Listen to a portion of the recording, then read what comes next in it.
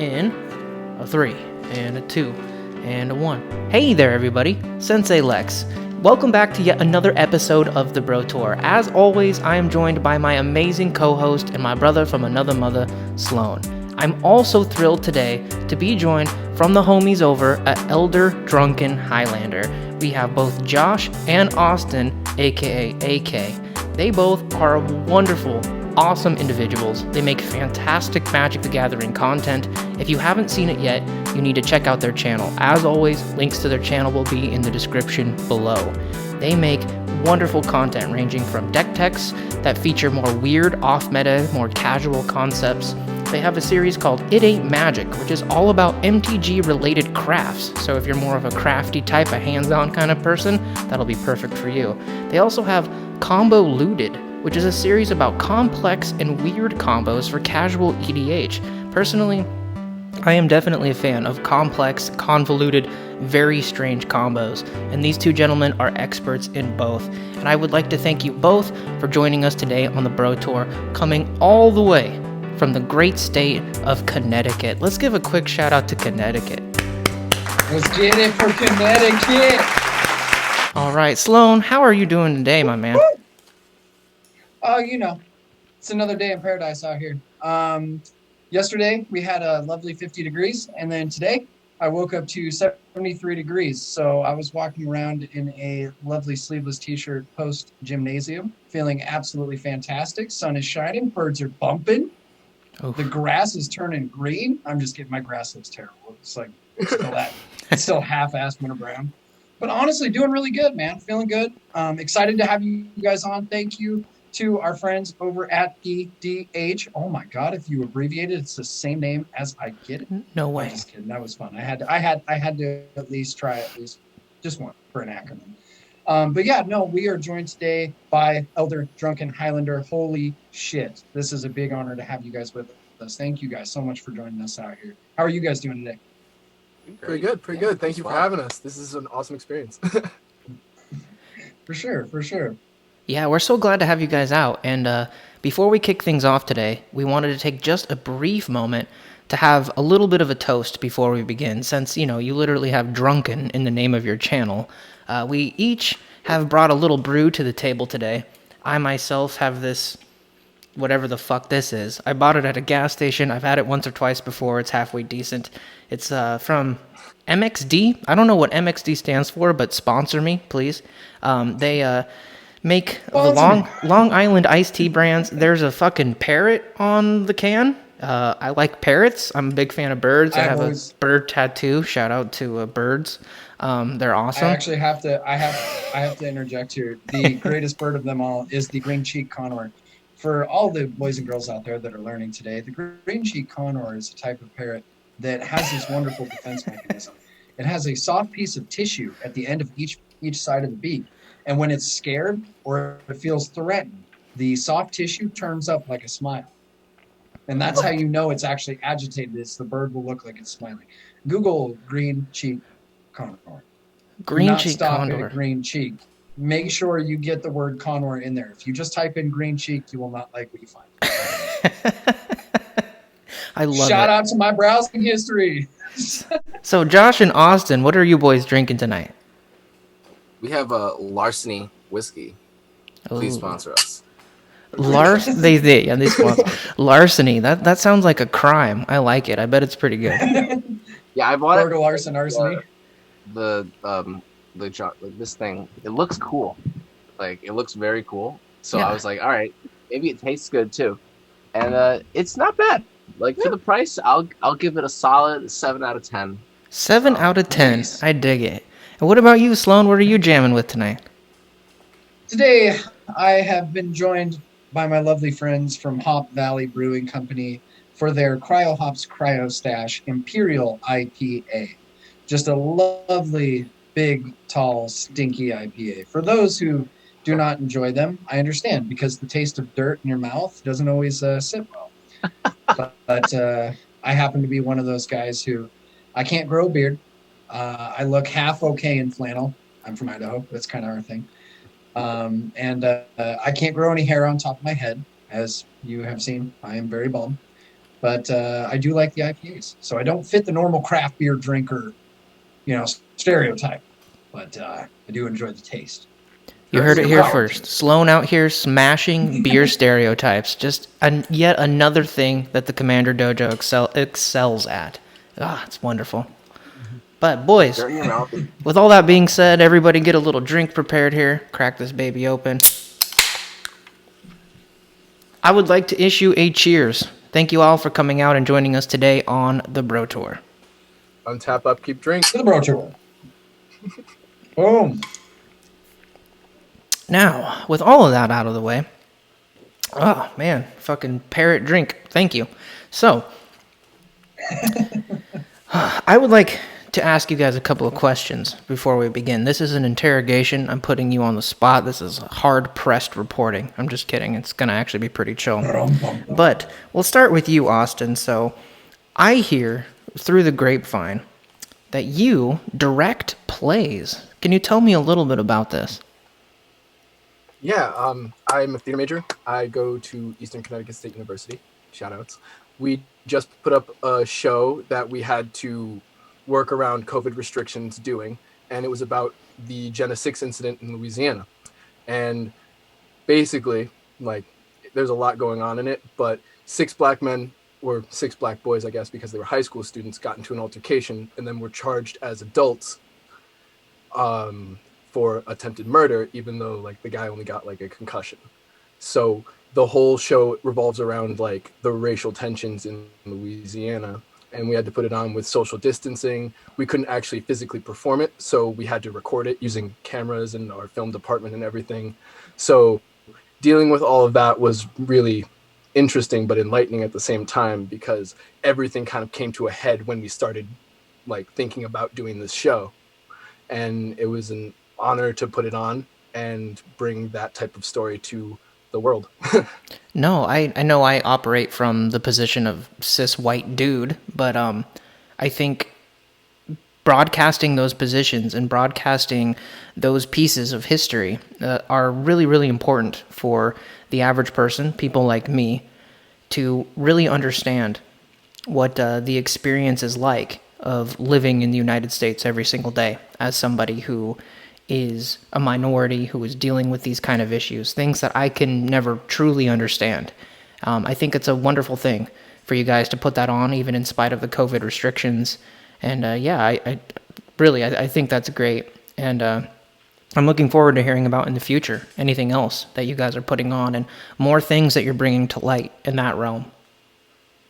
Thank you so much. Like, I love bringing more perspectives to the stage and other people's eyes, because the only way to truly understand is to see it, feel it, like understand it in a visceral sense. So thank you. Yeah, no, thank you. Absolutely, man. Seriously, for being a part of that and putting it on. Because especially now, not to dive too deep, but especially now in the world, it's more important than ever to kind of bring to light a lot of these things. I know growing up, my mom is actually, she's 50%, but she basically looks 100% Hispanic, as you can tell by my white skin. So I'm Mexican. I never really had to deal with these things.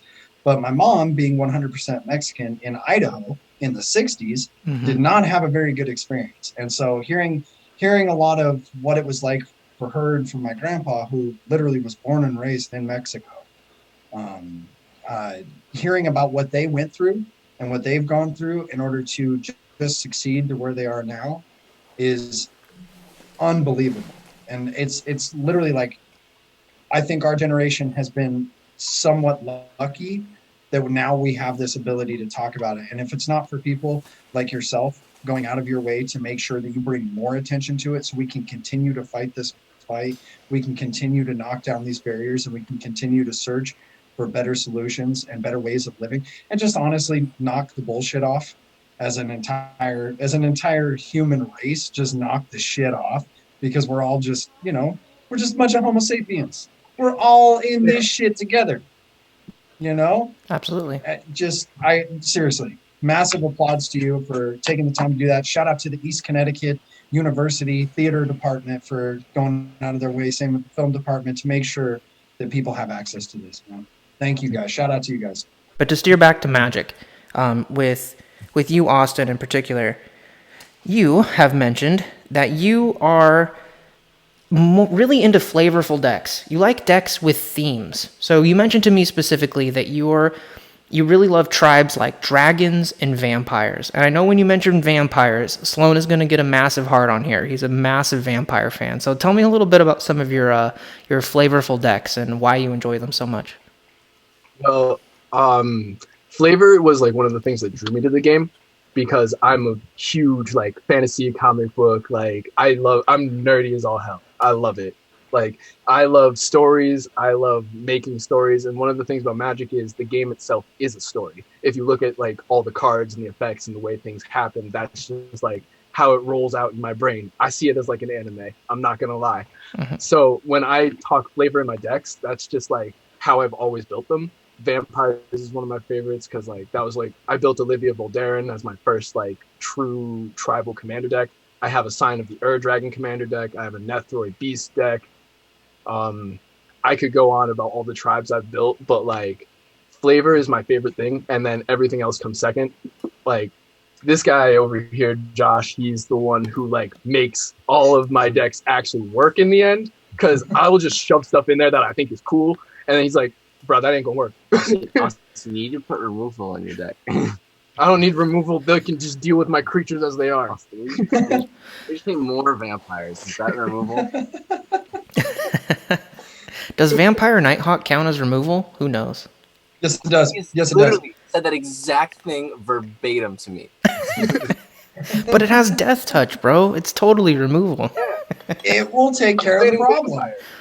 They don't No, count. Sloan and I have a very similar dynamic that way. He's very much, he fills his deck up with cards he loves, and then he comes to me and goes, how do I win with this deck? And I go, okay, let's take little pieces here and there. So you can maintain your flavor and also occasionally win a game of Magic. No insult, it's just the truth, and I love you, and you know that. Look, I take absolutely no offense to it because when I play, I want to bring people into Flavor Town. I want to take all of the other the players at the table, and I'm taking you to Flavor Town. Shout out to Guy Fieri. Fieri. So juicy. This is my boy, Triple G. I don't care which one, as long as it's Guy Fieri. This is my boy. Taking you all the way to Flavor Town. Oh, I love it. As for you, Josh, I know we've spent a lot of time with Austin here, so I want to steer it over to you. Get to know a little bit about Josh. Get your whole Magic Tinder dating profile here. I hear that you're a big fan of bears, and I'm not talking about hairy men. I'm talking about actual grizzly fucking bears. You're a big fan of bear tribal, specifically Ayula, the queen of bears. Can you tell me a few things about your bear tribal deck and why you love it so much? Like 11 years ago when I saw my first Magic. I got gifted Magic cards, my brother and I, from my parents who used to play like way back in the day. I think their last set they played was like Homelands, I think. Don't quote me on that. We had a bunch of like Fallen Empires revised and a bunch of sets from around that area. And the first card I ever saw was Grizzly Bears. And the flavor text is like don't try to outrun one of Dominaria's grizzlies.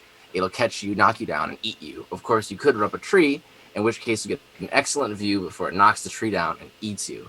And I came from Yu-Gi-Oh! Where the flavor text was really melodramatic, really serious stuff, and it didn't make a lot of sense, like contextually within the game. So seeing like some like world building like that, like they name a place, Dominaria. Like that's the first thing that I noticed. Like, wow, this is a location, and like there are other cards that reference this location, and it's not just all because they have the same like name in their title, like Beast X. Like with Yu-Gi-Oh, I guess they're all the same things. They have Beast X in their title. Like it's like there's a world that's being built around it. So like they really brought me into that part of the game, and that's kind of where I fell in love with bears. I had like a bunch of different bear decks, and they all sucked because bears don't have abilities.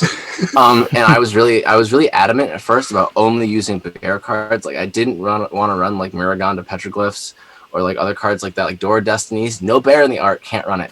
It was barely a deck. Exactly. It was barely a deck. Yeah, but then I had like Sirach Dragon Claw EDH. I just had all the pictures of bears like that's ever been put in the Magic card in those colors like in it. So I was missing like the white ones, and like Carador, Ghost Chieftain. Like I couldn't run. Use a bear in the background. There's white bears. Yeah, there's Ursi and Fielga. There's a couple other ones from like older cards with bears in them. There's a few. They're not very good.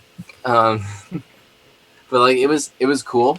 But I only won once because Kevin, one of the other members of our channel, just literally forgot that I wasn't dead yet. So I won there. And another time because everyone was really drunk, and they just like didn't like pay attention to me. So I like won. Yeah, they're busy like not trying to fall asleep.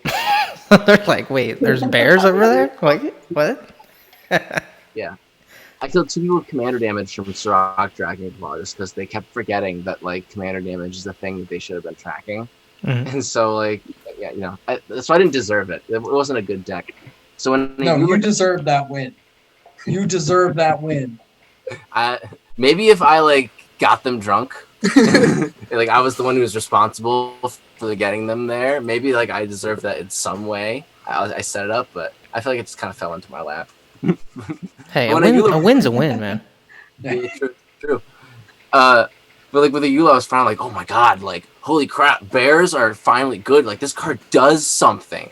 So I decided I was gonna go hard as I could, and I basically ripped off like a bunch of cards from like Elf Ball decks and like other green decks that were really really good. Just took all the good cards out of them and then swapped all the payoff cards with bears. And I was like, that was like the first iteration of my Bear Storm deck, and I really enjoyed it.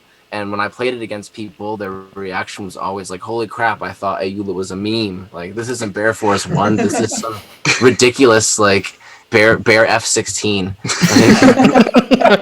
I really enjoyed that part of the deck, so I've kept upgrading it and jamming it and foiling it out. I like altered all the cards to have bears on the art for the lands. As nice. Project, so I worked on that for a while. I finished that during the pandemic. Yeah, that's nice. Where I am. That's where I'm at with it now. We just put out a deck tech.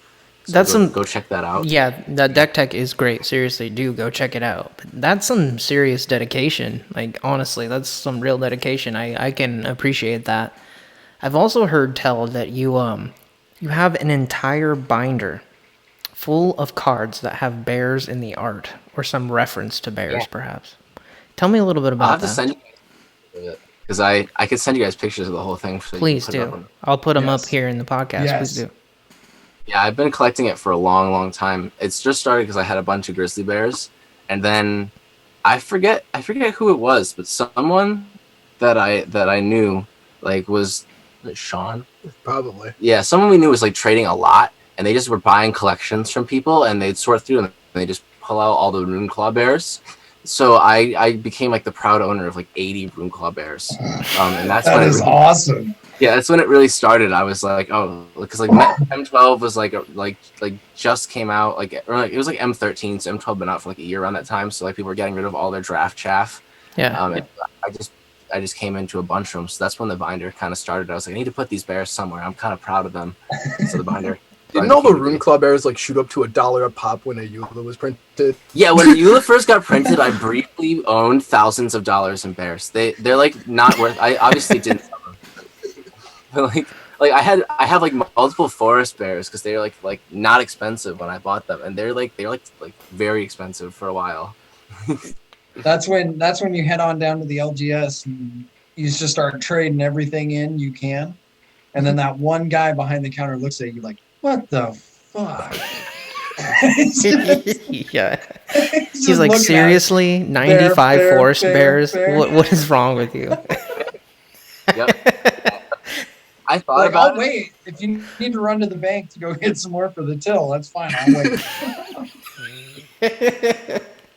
Yeah. I did get rid of all the forest bears but one, because those ones specifically were quite a bit of money, but I couldn't bring myself to part with the rest of them. How dare you? They're an endangered species, bro. How could you do that to the forest bear? I wanted other people to play Ayula, and that's a really hard card to get.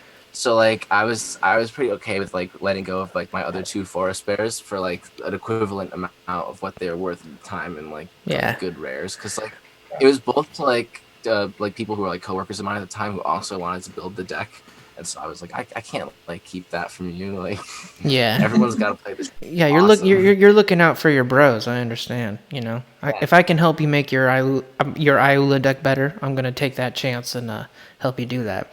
That's really commendable. I like that, and I appreciate your passion for bears. That is so cool. I really dig that.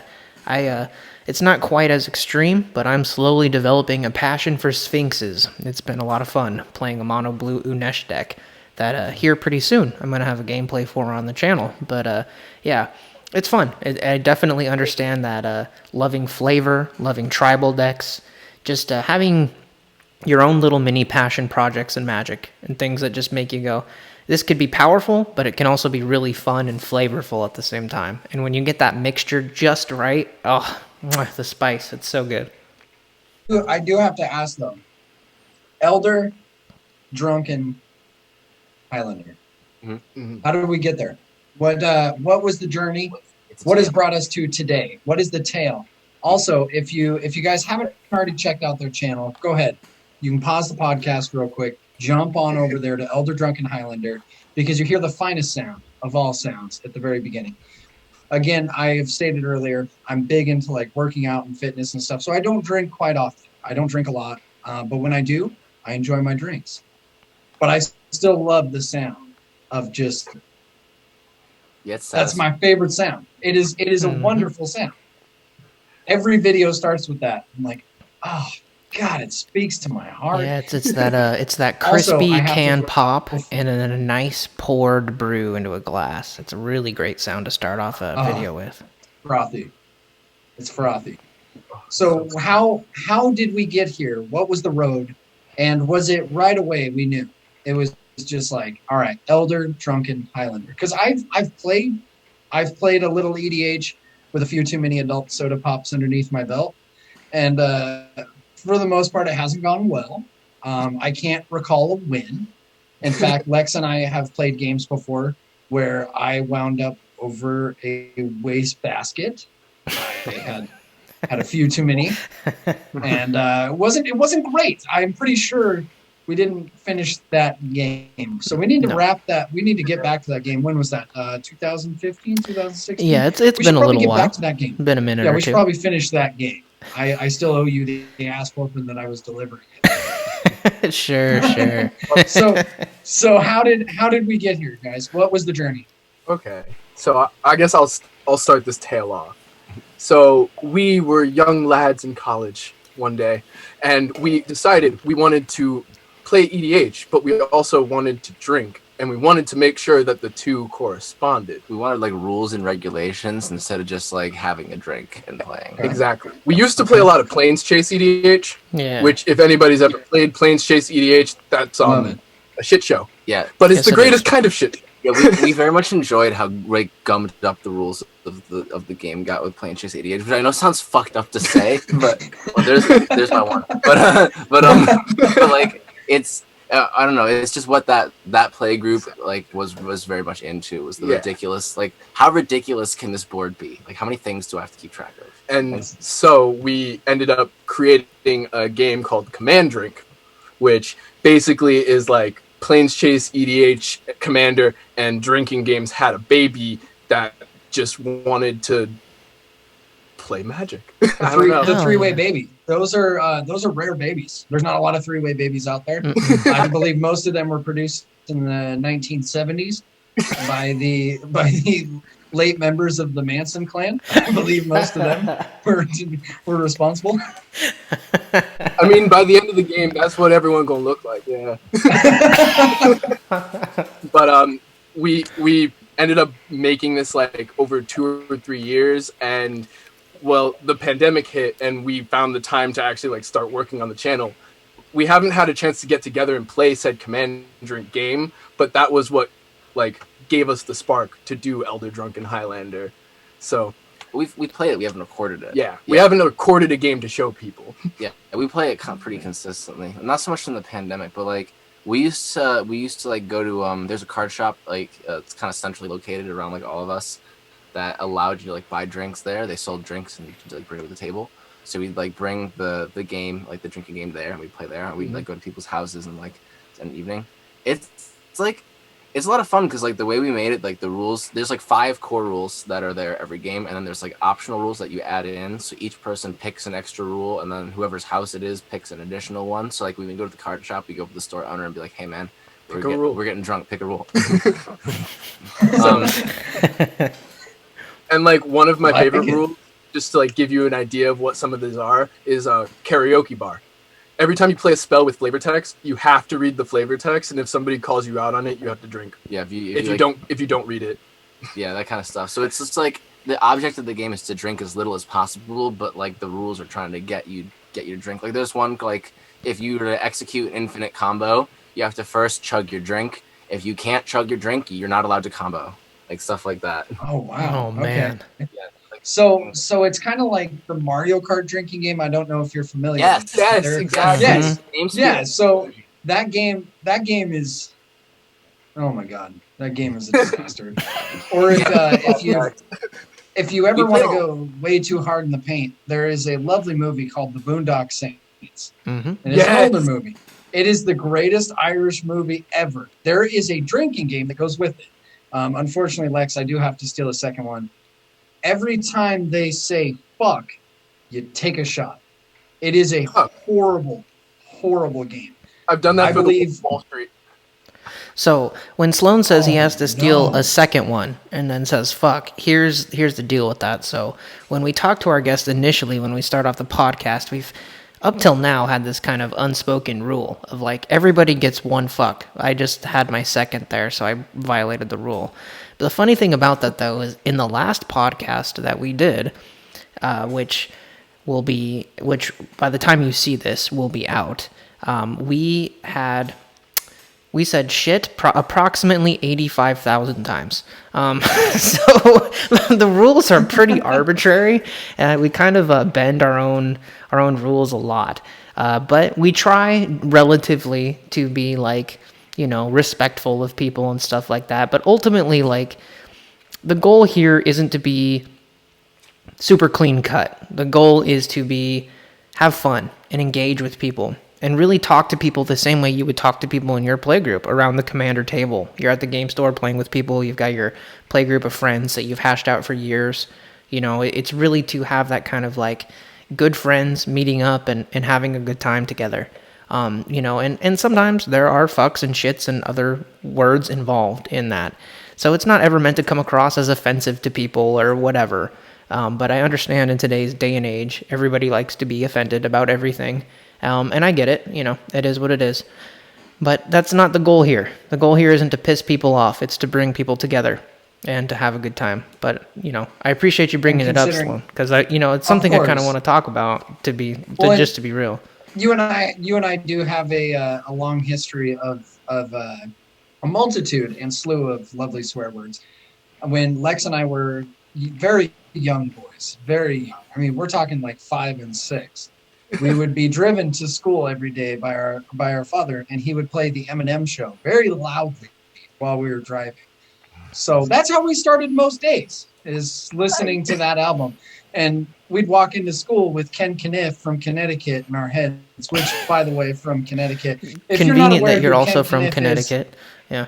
It is absolutely fantastic. If you guys could go out and do me a favor, go find a Ken, legally change his last name to Kniff, and have him start saying things like, that would just be perfect. If you could knock that out for me, it would make my day. I'll find my next Kenny. But you'll find your next Kenny. I love it. But awesome. So we got Elder Drunken Highlander started during the old 19, as I've decided to refer to him as nothing but the 19. So we got the channel going. Wow, what's the plan here? What are we thinking? Are we going to expand out or anything like that? Are we just going to keep hitting these different segments you guys have? What does the future look like for Elder Drunken Highlander? Well, we hope to eventually do. We originally we're gonna be very, very focused on gameplay. That was gonna be our thing. There's been a number of reasons why that's not as feasible for us right now. Mainly being in order to do it the way we want to do it, we really need 7 people in a room. and that is a COVID nightmare. Especially because like the people we want to do it with are from a lot of different places. Not all of them are in like a bubble. Some of them work with the public, and so like it'd just be a not the easiest thing to film. So that's kind of on hold. We have like we're just kind of doing whatever we want to do with it. We're having fun with it, which is nice. We've been doing the drunk tank, which is like us just chatting about whatever the hell we want to talk about, which is nice. We try to keep those like 20 minutes, just to like, because we'll go on forever if you let us. We have a new segment that we're I don't know if I should say this here. Fuck it, I already said it. Yeah, I already said it. Go for it. It's here. All right, so we recorded this a week ago, so it's probably not going to be out for like probably another few weeks after this episode is released. It's taking a while to get all together, but it's called 0 to 100. We took someone who's another content creator who's never played Magic before. He's no idea about anything. I told him like a couple months ago that he's going to be on this show, but he's not allowed to learn anything about the game. He has to go complete media blackout on Magic the Gathering. He's like, I don't really know what that is, so okay. So it was great. He came down like to like see me. He played the Magic Arena tutorial, and then after finishing the Magic Arena tutorial, he was given like an introduction on 3 CEDH decks. He was like Godo, Najeela, and Kinnan. Yep. He picked one of them. He went with Najeela. He went through 6 hours of CEDH boot camp, and then at the end of the boot camp, he played 3 CEDH games against like real CEDH players and content creators with the stakes. He got to choose the stakes. So if he won any of those games, then he wins, and if he loses all 3, then I win. And the stake he chose, he said, and I quote, "I want to do some iCarly shit." So the person who lost was drinking a glass of spaghetti sauce. Oh my so god! I want. Oh my god! I was like, iCarly. I was like, I'm pretty sure that'll get you locked up, man. Like, I was a little confused at first. I was like, what the hell? I had to remember more of the show there for a minute. I was like, they do ridiculous things. Hold on. So I won't spoil how crazy. But he did a really good job considering he'd never played the game before, and then 8 hours later he was playing literally like CDH against like people who are really good at CDH. Like we got like Braden from the CDH cast was in a game. Playem was like one of the people like who's coaching. Like, yeah, it was like coaching. Playem was coaching. Yeah, like there's a lot of people who are like pretty big names in the CDH community who like agreed to like coach and God play. Bless them, man. They were great. On, like, that was an awesome experience. Yeah, it was fantastic. That is so cool. It was super. He did really well. Exciting. Like yeah, he crushed it. He did really well. He just got run afoul in that first game. Yeah. No, that's so cool. Like it. That seriously, did he end? Man, I don't want to. I won't ask it because I don't want to have spoilers happen.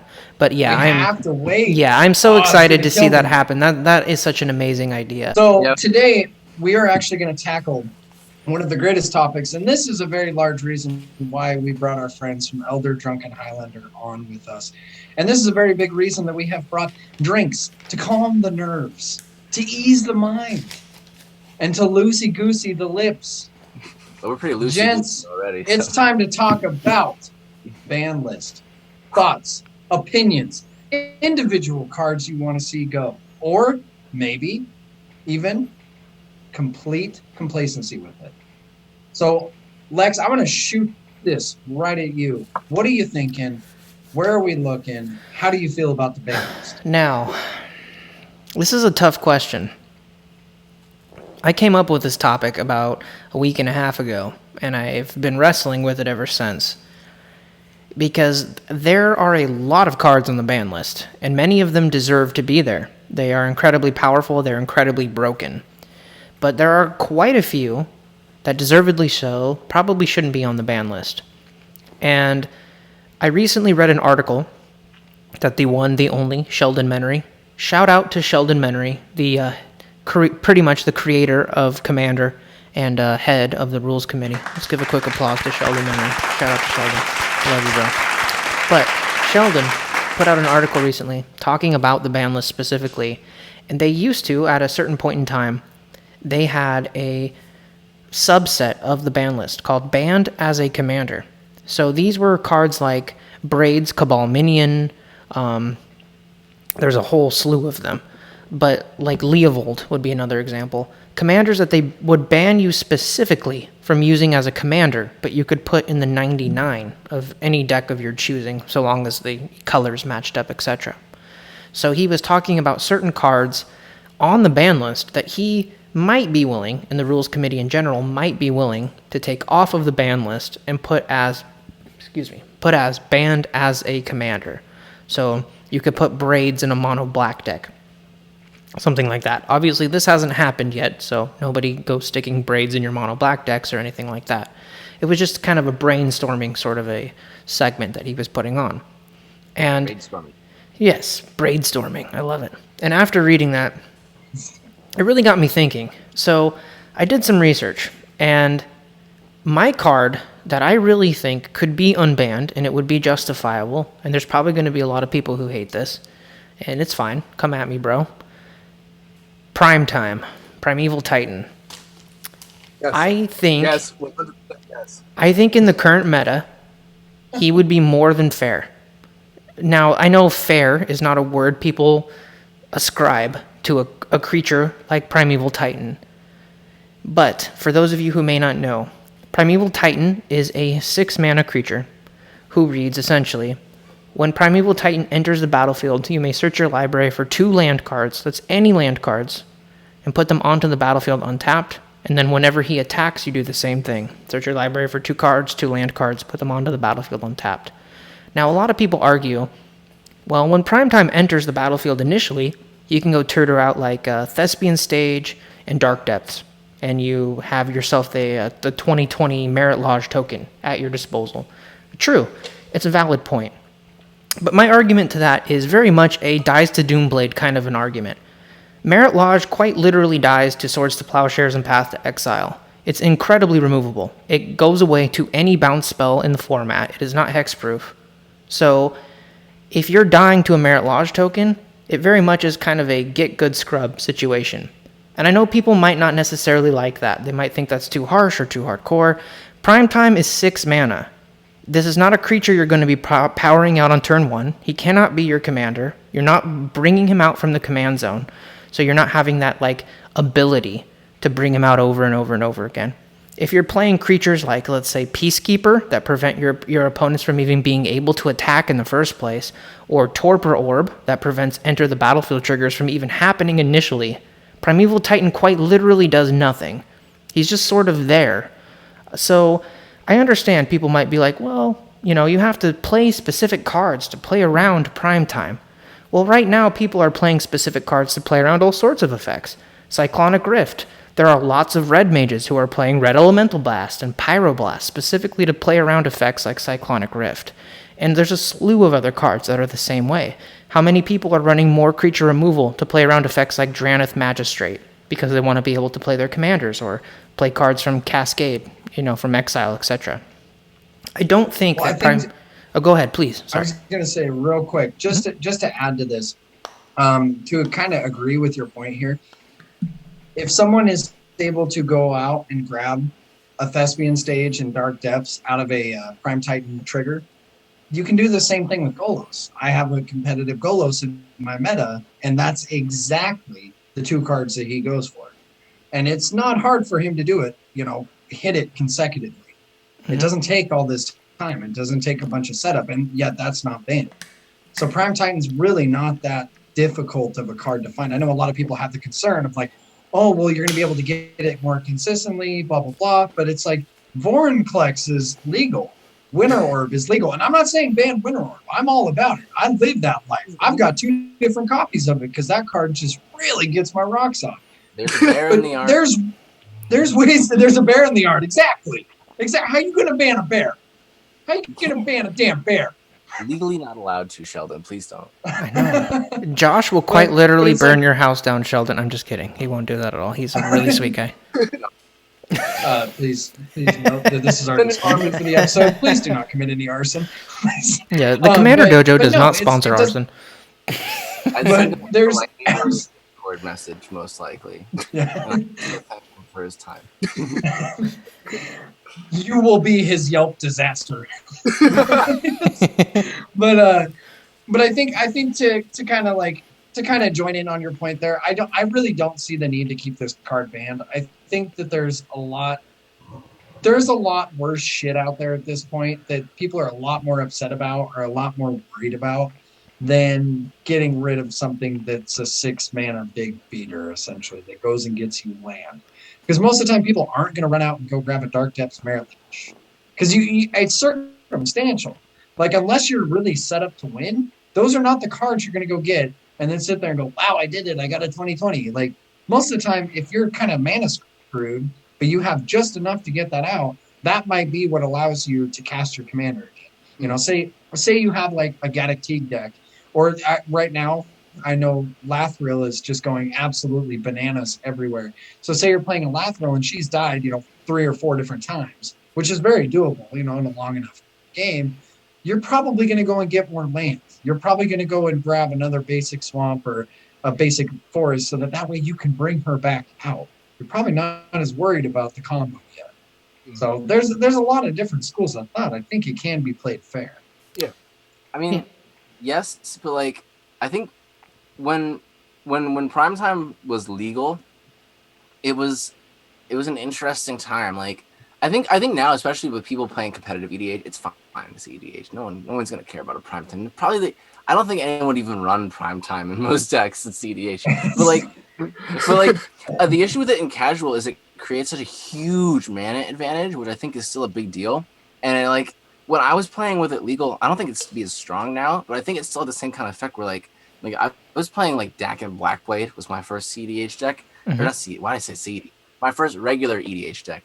Yeah, don't give me. It's definitely not CDH. My first regular Blackblade, the CEDH rebuild. Yeah, definitely not. But I had a bunch of clones in that deck, just that I shoved in there, just because like other people were playing Primeval Titan, and like I needed that kind of effect. It was too good to ignore. And then I stopped playing Dakin, and I moved on to other commanders that had blue in the identity. But the clones stayed in the deck just because he was that good. He was that good, and like you can get Gaia's Cradle. Like Kevin would always get Wasteland Strip Mine, Ancient Tomb. Yeah, like obnoxious stuff. Like I don't know. I think he's probably fine, but I think one of the big things that like when they banned him, what they mentioned was that it really highlights the economic difference between players. Whereas like if I play my prime time and I'm playing with not proxies, I'm gonna get a forest and like a swamp or something. Yeah. And if like someone who's like got a lot more money than me is playing prime time, he's gonna get like Gaia's Cradle and like Sarah's Sanctum and stuff like that. Like he's gonna get his 2 best lands, and they're gonna be way better than my 2 best lands because that's the most expensive part of the game. So it's like it's probably wouldn't be busted assuming that everyone's playing with proxies or on an equal playing field economically. But I think it definitely like it's you can't ignore the fact that like people like assuming you play the game with like real cards. Like it's definitely gonna give certain people much bigger advantages because those lands can be more money worth more. And money. I think a lot of the time, so Lex and I have actually talked like extensively about proxies. We have wound up discussing it ad nauseum. Yep. Like we have gone over and over and over with this to the point where we both agree that no proxy is a big deal. It really isn't. If you financially cannot afford to do this, but you want to be able to hang with your friends and you want to be able to play with your group, as long as rule 0 essentially is in place and you all say, look, I physically can't afford this. Like I got other stuff I need to pay for. I got to get an oil change on the car. I need to pay my rent. I need to pay my bills. You're more worried about other things rather than just going necessarily dropping $400 on that Gaia's Cradle. But at this point, isn't Gaia's almost 1,000 now? Yeah, I don't know the price, but it's ridiculous. Literally expensive. the other day. Yep. Literally the other day, I was looking at the prices. I was like looking through my deck, and I saw that it shot up like $100. And I look, and my Phyrexian arena went up to like 60 something. Or not my Phyrexian, my Phyrexian altar went up to like $60. And I was like, when did that happen? Cards are spiking. And see, I feel like as long as you can play with proxies, then I think a Prime Titan can kind of go in. But then again, that kind of goes for the whole ban list. So I understand where you're coming from, though. If you're playing in accordance and you're playing like at your LGS and you're playing against people who literally you do not know, or you're going down to Magic Fest. Shout out to when we get that shit back. Let's get these vaccines done. I want to go. Let's go. And hit me a Magic Fest. And I need to go back. Man, I'm itching. But if you're sitting there, I don't necessarily have a problem if somebody plays a proxy against me, but I'm not going to put me in my deck because I really don't want to deal with that. I don't want to deal with somebody losing their shit on me just because I happen to be playing, like let's say it's a Force of Will. Like that's actually a card I don't own. Considering that I'm a complete ding dong, and every time it drops to $70, I'm like, I don't go there. Yeah. Look, Right. and to me, I'm gonna say both, man. I traded my Force of Will. I was like, oh, cool. I can buy a lot of EDH. Like when I inherited a Force of Will, and it was like heavily played. It was like $85 heavily played. And I traded it in like 2012.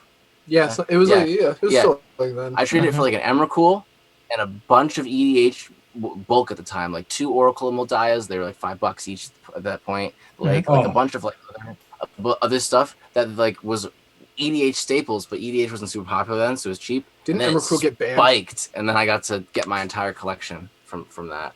nice. Didn't Emrakul get banned like right after you got that too? Emrakul was always banned in EDH. I got it from Modern. Yeah. Yeah. Which I never played. It was got it banned from like Modern. as soon as it was spoiled. Sheldon was like, "Fuck that card." Done. There, dude. That's an issue. 1 player versus 5 permanents. Like that card should stay banned. Yeah, it's an obnoxious card. But no, when it comes to good old prime time, I think it's one of those discussions now. Even casual EDH is so much faster now than it was 5 or 6 years ago. And it's not to harp on this discussion that my brother and I have talked about extensively too. But like, I'm of the opinion, and this is a whole nother topic in and of itself, that there is a extremely thin line. I'm talking like fucking hair thin, like a single hair thin line between competitive EDH and like high power fringe CEDH builds. They are essentially right there with one another. I cannot even tell you the instances of people who bring their meta CEDH decks straight from the deck builder's conglomerate or whatever the fuck and just get absolutely trounced by decks that are high power or fringe CEDH because they are not prepared for those lists. They don't scheme or meta call for those lists. And cards like Primetime, I think, could be incredibly potent in those style of decks, those more high power fringe brews. I don't think those are the kind of cards that you're ever going to realistically play at a casual table. Like I'm being straight up. If you say, hey, let's play a casual game, and you show up with a prime time, there's going to be issues there. Like you should know it. Like unless you're like really specific, like he just tutors for Forest, or even the Thespian stage combo really isn't that broken. I've played against it a million times, like in Lord Windgrace decks and stuff, and it's fine. It's good. It's fine. Like if you're dying to a 2020 and you can't respond to it, that's on you. That's not on the player who summons it. Like, so I know that might seem like very much a dies to removal kind of an argument, or just like kind of a get good scrub kind of an argument. But like I really don't see why it's held back, because like all of the Titans, Frost Titan, who's basically never used, Sun Titan, who sees quite a bit of play, and Grave Titan, who see quite a bit of play, and then you have he's not Fire Titan, but you know, the Red Titan who lightning bolts things. Yeah, they're fine. They're all 4 of those who are legal collectively, they're okay, right? They do things, they're fine. I really feel like Primetime is in that same camp. And I know there might be a lot of people who disagree with that. But frankly, I disagree with them. I think he's fine. He's okay. He's not broken. There are so many ways now to answer him. You even have shit like Opposition Agent now that just steals people's searches. They go, I'm going to play a Primetime. Cool, I'm going to search for 2 lands from your deck and steal them from you. It's brutal. Yeah. Like, there are so many answers now. I really don't think he's as broken as people might think he is. And the primetime argument brings me to like the card I would actually think is in a similar boat is Sylvan Primordial. Like the Primordial, like I get it. He has a lot of removal potential because he can hit any non-creature permanent, right? Data Navigator, dog. Yeah, but still, we have, like, I think that since he was printed, the power level of EDH has increased enough that he could see play viably. I can see Prime Titan. And he's even more restrictive than Prime Titan in the cards that he can get. He can only get forests. So sorry to interrupt, but for those who don't know, can you say what Sylvan Primordial does? Okay. Sylvan Primordial is a 7-mana, double green, 5 generic for an avatar 6/8 with reach. When it enters the battlefield, you can destroy a non-creature permanent of each opponent and get a forest for yourself to put onto the battlefield. And it is tapped. It doesn't say basic forest. It's just any forest. Like, I think just being able to like blink it and get +3 mana and destroy everyone's best stuff is way too abusable though. Like if it wasn't enter the battlefield, if it was like attacks and only attacks, it'd be fine. But like because I feel like you can repeat it like 3 times in a turn and then just get like such an overwhelming like. Okay. Like I'd compare it to Agent of Treachery if Agent of Treachery also hits something from each player. You know? Okay. Interesting. I can see the argument for that. Because you're killing something and you're getting something. You know? Well, I think so. I'm kind of gonna jump a little bit on both sides here. I can see with something that actually removes things from the board, I can see where that would get out of hand. You know, when it comes to actual destruction and then you run out and go grab a forest, that can be very, very, very abused. But again, counterspell, you know? True. Counterspell, kill spell, exile it. Kill spell doesn't work. Yeah. Hushbringer. Hushbringer. We'll need to play more stuff. Torpor. Really what this is down to. I'm in agreement with that. Yeah. It wouldn't be so bad if we could normalize. We need more stacks, and the problem is solved. No, but But I understand why that's not fun for people, though, because people don't want to build their decks where it's like the whole point, generally speaking. I know, you know, Sloan and Austin, you guys are kind of the exception to this, loving stacks, but generally, like for more casual players, generally speaking, they don't want to build their decks in a way where they are stopping other people from playing Magic. They want to just kind of do whatever their little janky strategy is and just have fun with it. You know, and putting cards in your deck that say, hey, slow down, don't fucking play Magic and just sit here, it kind of turns people off to the game. And a lot of the rules committee, like why they are having such a focus on certain cards keeping them banned, like Sylvan Primordial is a good example, isn't necessarily because it's super broken. It's because they consider it to be very, very unfun. It goes against their whole spirit of the format, and that's a very nuanced thing. It's this really arbitrary thing of like, how do you really explain the spirit of the format, because it's different to every person who plays.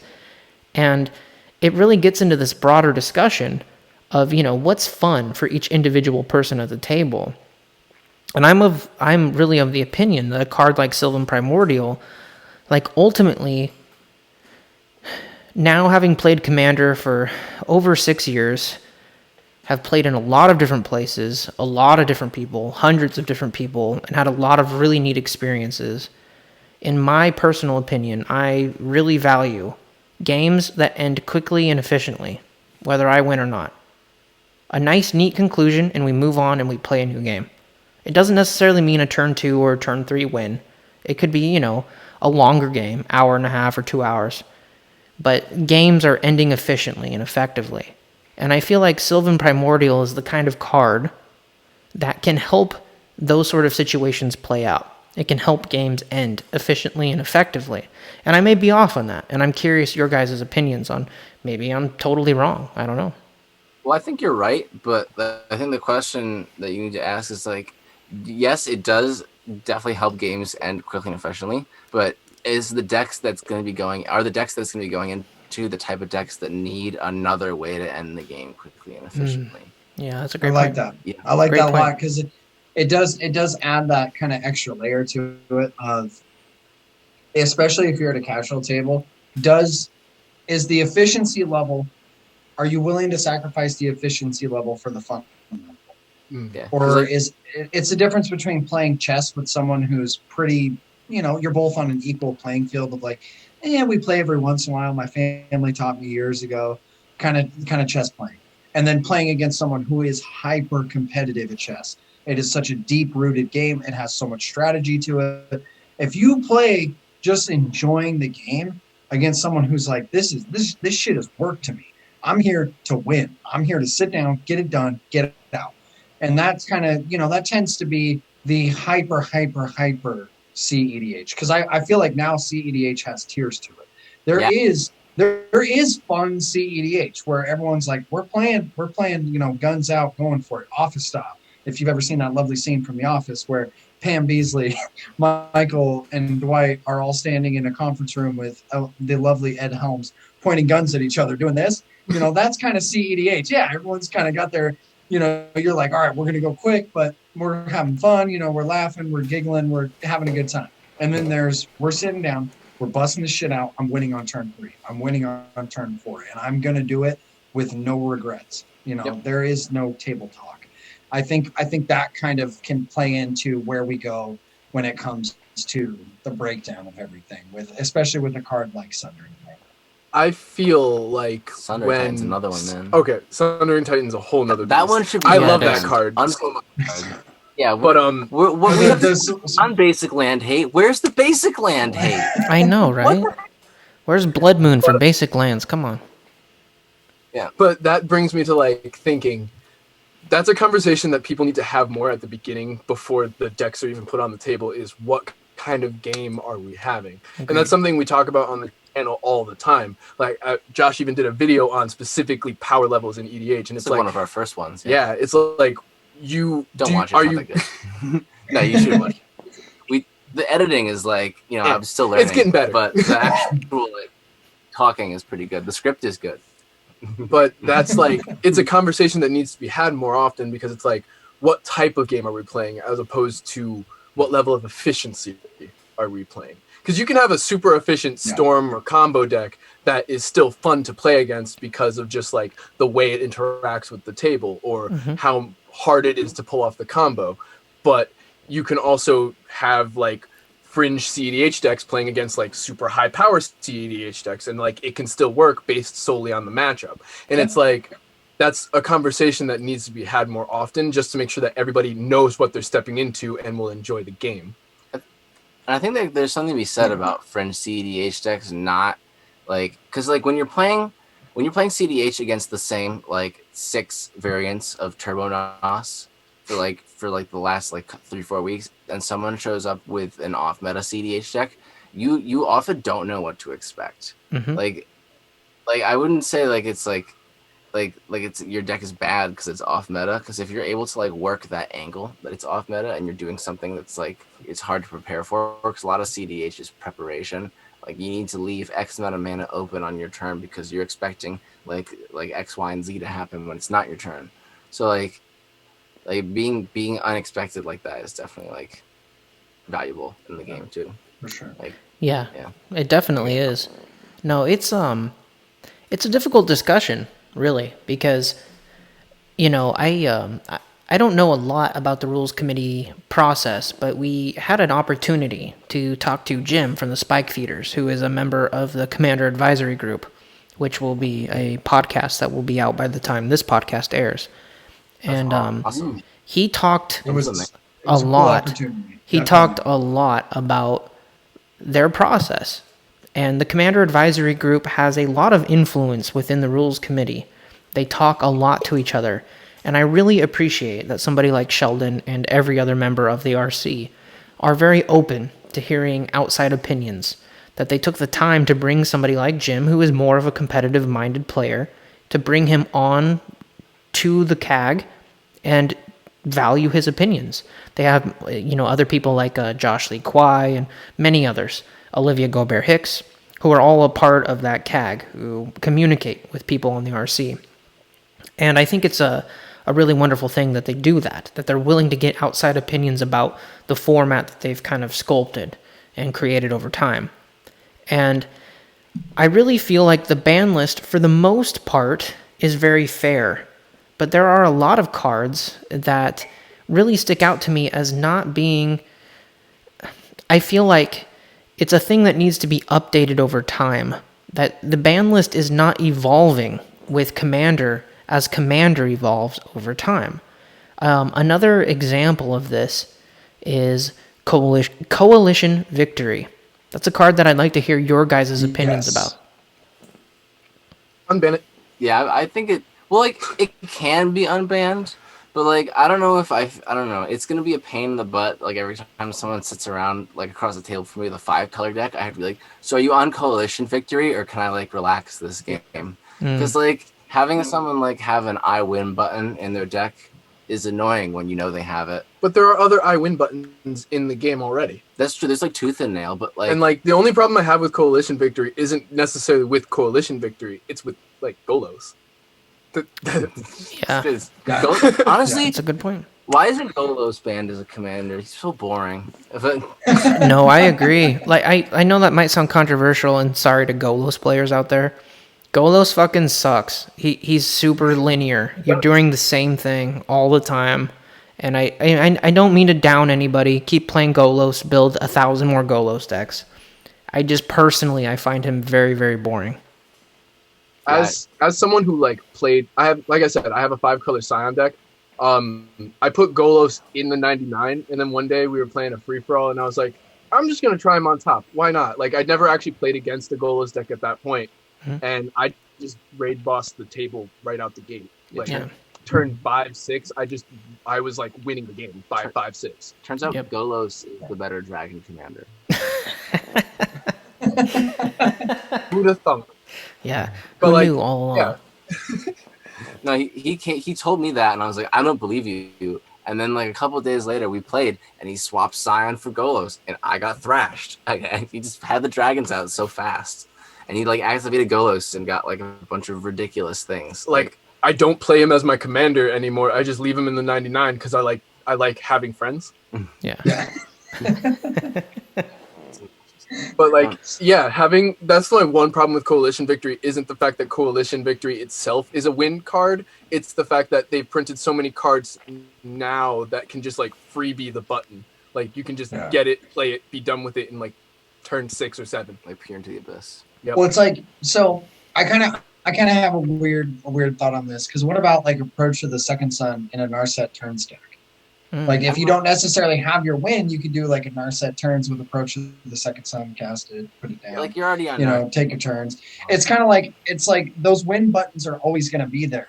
But I feel like with Coalition Victory, you specifically have to build into 5 colors.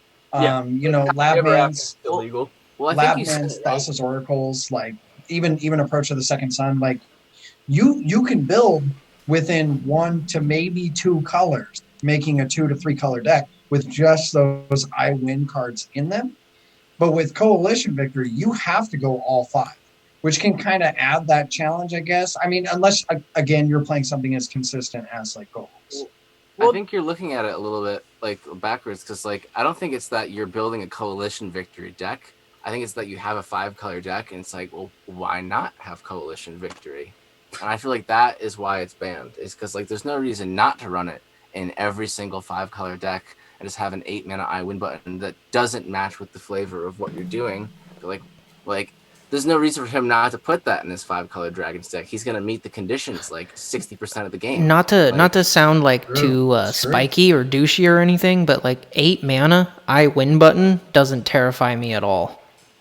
I can cast that for free. Yeah, unless we're talking like 2 or 3 mana I win button, that doesn't mean anything. You know, like Golos, like he's good, right? I get that. But he has to resolve on the table, and then you have to activate his ability for all 5 colors at a bare minimum to even, and then have Coalition Victory on the top of your library, like in amongst the cards that Golos looks at, to even win the game with it. Like, there's a lot of conditions there with arguably the best commander to do it with in 5 colors, which would be Golos. So there's a lot there. And then you're banking, right, that your opponents don't have removal for Golos, they don't have interaction for Coalition Victory on the stack, or otherwise. There's a lot of variables there that I just like, and I understand we're talking about more casual commander, But in general, like, casual Commander is so much faster today than it was yesterday. And it's getting faster every single day. With each new set, they're releasing more and more cards that are just gas. They're just fucking gas out of the pack. You know, they're doing more and more broken things set by set. And like each new set now, because Wizards of the Coast realizes the cash cow that is Commander, each new set comes equipped with automatic Commander decks.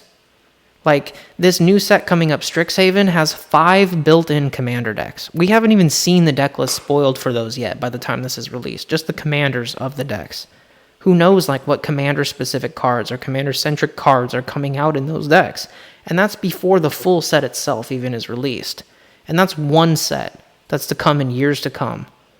Yeah. And, That's like... why I agree with you, Lex, on that it should be updated like yearly, like they should reassess all the cards on the list like every year, because there are certain cards in here that should remain banned, like hands down, par none, like the Moxes, Worldfire, Yeah, agreed. Like those trade secrets, even like me and Yeah. Josh were fighting back and forth before we even started here. I think it's okay. It's a kingmaker. Yeah, it is. But it's like things like that. I think that debate needs to happen more, just because of how quickly the format is evolving towards faster and faster games, whether it be faster in aggression, faster in combo, faster in control, like all of that. It's just it's a conversation that isn't had enough. Speaking of like ones that definitely like the format's ready for, because I think that's a good point. The format's probably ready for Coalition Victory. Like it's a pain, but the format's probably ready for it. Like Panoptic Mirror is probably fine too. Like I know like Jim, we mentioned him earlier, has like said this before. Like Panoptic Mirror is fine. You gotta pay like 10 mana to get your extra turn spell into it at the least, and then like you have to wait an entire turn cycle. And it's an artifact, which is like the easiest to kill type in the entire like game, unless you're playing black. Like it's fine. Yeah, I will always personally be a supporter of opening up more strategic options for cards. More strategic options for decks. If you can open up more ideas for brewing, more lanes for people to just do neat and innovative things, I'm never going to say no to that. And I understand, right, keeping certain cards off the table. Like Yawgmoth's Bargain, that card is fucking broken. It's broken. It's just a broken card. There's a lot of cards like that. But certain cards, right? Like, as we develop along and we have a more powerful meta cultivated in Commander, we can't just only look to the future. I think it's really short-sighted to not look back at the past and want to bring certain cards that we've thrown away and put off the table in the early days of Commander and bring them back to cultivate and really create a balanced, well-conceived meta. Exactly. Yeah. Like Biorhythm comes to mind. There you go. Yeah, we have Shaman of the Forgotten Ways. It's only Which slightly is worse. No one plays Biorhythm that with a card. tap effect. Like, Yeah. like I don't know. There's a lot of ones. Like we were talking about banned as Commander earlier. How do you guys feel about Lutri being banned as Companion but allowed in the game? Sloan, you start this off. Lutri's a hard one. So I've looked at that card and I actually considered that being my unban. But ultimately, so just to toss it out there, ultimately, I'm in the whole school of thought of an updated and revised ban and restricted every single year. But I also think that should be across the board. The only format that I really don't tend to care what they do in bannings is standard. Standard just isn't. It's not really a priority to me, and it's not really a priority to most people unless you're playing arena. I see plenty of standard happening, but at the same time with old Mr. 19 showing up, I don't think a lot of FNM paper fights are going on. So standard really isn't an issue. Now, I think that a full evaluation every single year is something that should be considered. Most companies do this with, it's simple things, even like inventory. They go through and say, okay, well, this product isn't selling, so we're going to discontinue it. Mm-hmm. And I think that that's kind of what Wizards of the Coast needs to do, looking at the banned and restricted list. But I actually tend to be in the camp of just kind of don't fix what ain't broke. And it's not really broken. So I think we could just honestly leave it alone and not really have any concerns with it as of this moment. And I know that might not be a popular decision, but when it comes to specifically the companion thing, I think that whole thing was a disaster.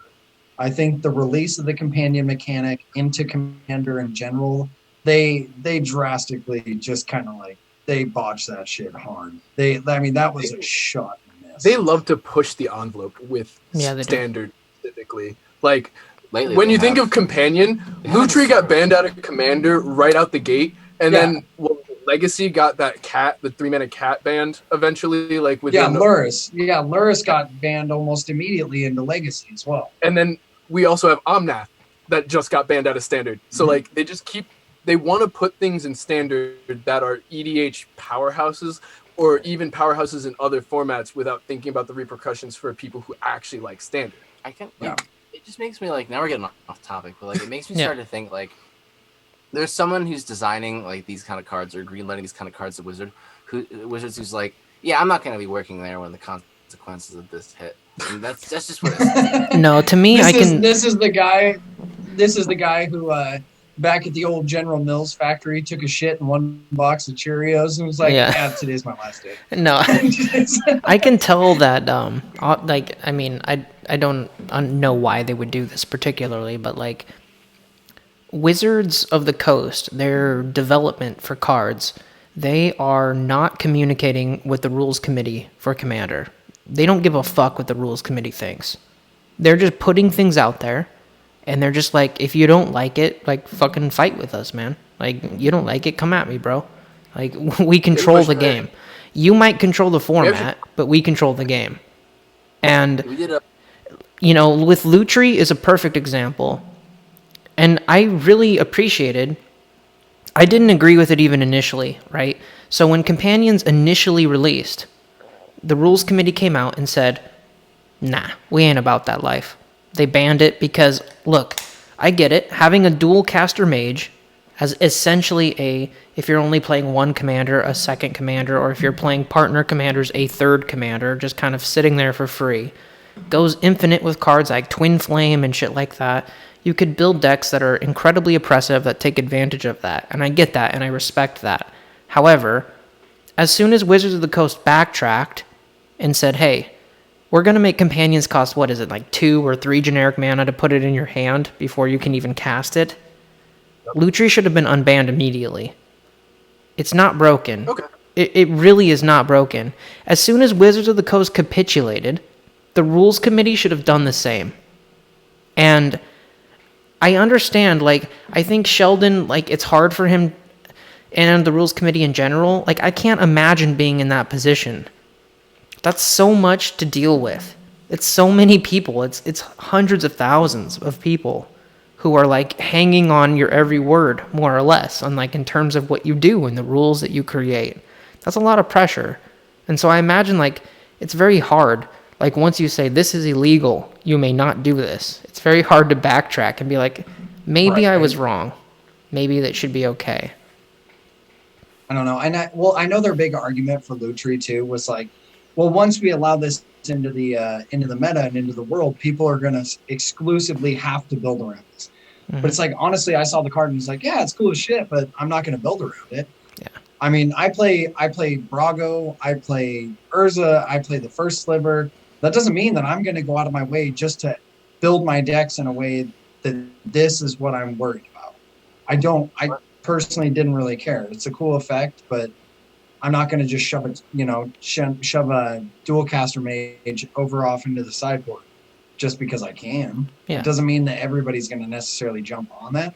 And that's kind of where I'm at with like the whole concept of the revision and or the non-touch of the ban list. That's kind of wise because I feel like most things that are on the ban list, it's like I can live without them. And I think most people can live without them, as we've proven, because we still have a game. We still have a meta. The ban list doesn't necessarily shut down everything. There's still brutal combat. There's still brutal combos. So, look at demonic consultation Thassa. Sorry to cut in here. There's the 4 mana mono blue commander. It's a wizard. that does essentially what Lutri does. Legendary creature. There are plenty... Narumeha. There you go. Narumeha. Lutri is not any more broken than Narumeha. You can fight me on that all you want. It's the truth. It's not any more broken than Narumeha. Well, Narumeha's cheaper. No, Narumeha costs one more. But I don't think that Lutri has an advantage over her. I really don't. But if you're playing Lutri as your companion, she's cheaper. You can literally put Lutri in any red-blue deck in EDH just because of his companion stipulation. Originally you could, but now like you can do it, but he costs you extra mana to put into your hand to then try and win with. So it's like you're going out of your way to include him to pay extra mana for him to then cast. So like it's like realistically like he costs 5, 3 generic and then 2 like blue-red hybrid. You know, like it's fine, but it's not broken. Yeah. That's why I believe in the whole, they should revise it. They should look at it every year at the very least. Yeah. Like, look at each card, look at the format as a whole, and just be like, okay, we can unban X, Y, and Z, and we can ban X, Y, and Z because they're becoming a problem. Like, it's just, I feel like by going at it every year and looking at it step by step, they don't have to backtrack in a way that makes them look weak, I guess. Yeah. Wizards. Wizards wants to push the envelope to see if they can have the control, but if the committee actually looks at it every year, then they can be like, okay, we can kind of control the ebb and flow of the format to a degree. Yeah, we discussed this a little bit in one of our Drunk Tech episodes. Like, I feel like what really sucks for the rules committee is like they're like free labor for Wizards of the Coast. Like Wizards of the Coast gets to have their most popular format. All the actual decisions about like the format that players would get upset about get directed at this outside group that they don't even have to pay. So it's like, because like when something goes wrong in EDH, who do we get mad at on Twitter? Everyone goes and yells at Sheldon, the poor soul. He does not deserve it. That poor guy. Yeah, and Wizards knows that, and they don't they're cool with that. And like, I'm not advocating for Wizards to take control of the format. Wizards should keep its paws the hell out of the format. But like it's in their eyes, I feel like they're like, oh, these suckers, like they're managing our most popular format for us, and they're not even employees. We don't even need to give them insurance benefits. Yeah, it's the perfect scapegoat. It really is. They're just able to be like, look, we will print whatever the fuck we want to print. If you want to fight us, we're a multinational conglomerate. What the fuck are you going to do or say to us? We'll backhand you. What are you going to say? There's not shit you can say to me, you know? Yeah. Well, it's like, what about like Griselbrand? Like, I think he's another card that a lot of the big cards. So we've talked about we talked about Prime Titan. We've talked about Griselbrands, things like that. Those are cards that like, that's some legacy shit. That shit that in Legacy goes down for. But in Commander, it's like, it's a lot more open. There is ways to get around it. Don't get me wrong, he's brutal. He's brutal. A little bit. I would love to play him, but I also know that if I saw him at a table, I would kill that player first. Don't unban Griselbrand because he plays Marisil the Pretender and he'll With 40 life, dude, Griselbrand is broken. He's broken. He's broken in formats with 20 life. But what about Necropotence? No. What about Necropotence? No. It says you have this card into exile. And you only get the cards at the end of your turn. Exactly. Necropotence 2, it's 3 black, right? So like it's not color balanced even remotely. You have to have a significantly black deck to even make it happen in the first place. Griselbrand is 4 and 4 black. But like you can, so it's like reanimate Griselbrand. Yes, exactly. I can go Entomb, reanimate Griselbrand turn 1. Or you can pay 5 mana for Marisil Pretender from your command zone, 4. and then put 4 mana. That's even, and then put Griselbrand in the cage, and now you can Griselbrand with only a few restrictions. Okay. So bear with me, right? You're playing a shell with a Thassa's Oracle combo. Griselbrand, you have like Magical Christmas land hand. You go turn 1, power out Griselbrand with an Entomb, a Reanimate, and a Dark Ritual. Griselbrand's on the field. You pay your life. You're going to draw 7 cards. You can do it at a minimum 4 times, which is 28 life. You could do it 5 times, 35 life, depending on if you've paid any life turn 1. You're going to fill your fucking hand up. you're at a minimum because you're playing Moxes, you're playing Mana Crypts, you're playing all the 0-drop artifacts your mom, your grandma could ever hope to wish for. You just spill them onto the field, then you tutor up for the cards you need, and you just win right then and there. People, like, look, there's a lot of free interaction in the format, and I get that. But, like, you have to have people, like, literally sculpting their hands, mulliganing, to stop you from winning. And then we get into a whole conversation about Flash Hulk. That's literally what Flash Hulk was. People having to sculpt their hands to beat you. We were talking about Flash and Iona earlier, and the fact that, like, Flash and Hulk and Iona and Painter, like, you can only have one or the other. Yeah. Mm-hmm. You can't have both in the format just because of the fact that you have to build. Like, what are you going to do if you have Painter Iona on the board? What are you going to do against Flash Hulk? Like, they just dominated when they were together, so you have to have them apart. Yeah, like a good way to put Griselbrand like into perspective about like his power though is like, you know, the deck Shimmer Zur, where you play Zur. Yep. You draw a bunch of cards, you Shimmer Mirror, and you flash in all the artifacts before Necropotence makes you jump your hand. That's like Zur plus Shimmer Mirror plus Necropotence, right? So that's 3 cards, and it's Griselbrand does all of that in 1 card. Yeah.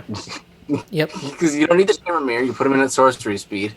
You don't need the end step stuff. Mm-hmm. He's in Necropotence, and he, like, Zur is just putting in Necropotence. So, like, I don't know. I'm just not hearing the downside.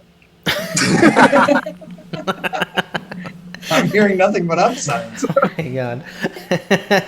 I love it. Like, I'm all for efficient games, but games that just end without me being able to play the game at all are a problem.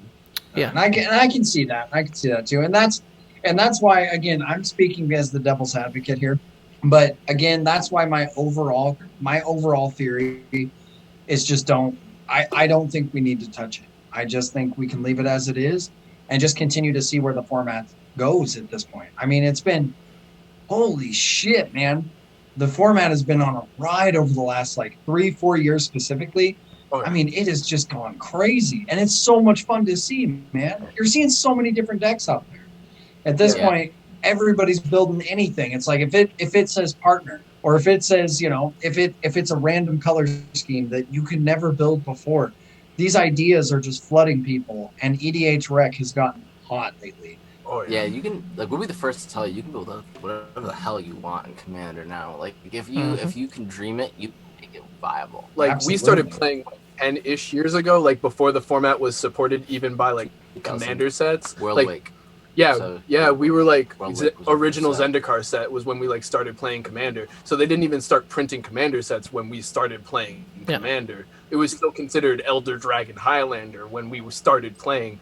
So, like, to watch it go from being completely obscure to, like, the most lucrative format is just insane. Yeah. And, like, the ban list has almost not changed since then. Yes, it's been pretty static. Like, every time a card gets added to the ban list, it was like a big deal. People would text me, they'd be like, "Did you hear? Like, Griselbrand's already on the ban list. It's only been a week." They just banned Primeval Titan. I was like, I cast him 4 days ago. That makes sense. Yeah, I reanimated him turn 1 just a week ago, dude. I get it. No, my only time playing with Griselbrand, I literally I had a mono black Drana. I always get those two confused. Liberator of Malakir? Yeah, no, the OG Drana, like the old one. Or Yeah, Drain yeah. Your Creature Drana. It was like a Voltronish deck, but I played. It was like just big mana, good black stuff, and I had Griselbrand in there, and I just hard cast him, and then I still won that turn. That's amazing. I had like 2 mana. I drew into a bunch of rituals, and I was like, "Oh, this is it. I can just cast all my good stuff, and then Wound Reflection, and then make everyone lose a bunch of life." Like, Yep. like not even a good combo or a good deck. Griselbrand's just good. He's just too good. Yeah. And why'd they put lifelink on? No, of course they put lifelink on him and flying, so he's just like, sure, I'm gonna lose a bunch of life, and then I'm gonna fucking smack you in the face and gain a minimum of 7 of that back. It's ridiculous. Are you looking? We have the art on the second monitor right here. Are you, like, if you're looking at this art, how the hell does that motherfucker fly? I know. Not one He's way a beefy boy. Well, see, as a person who does a lot of exercise, let me weigh in here.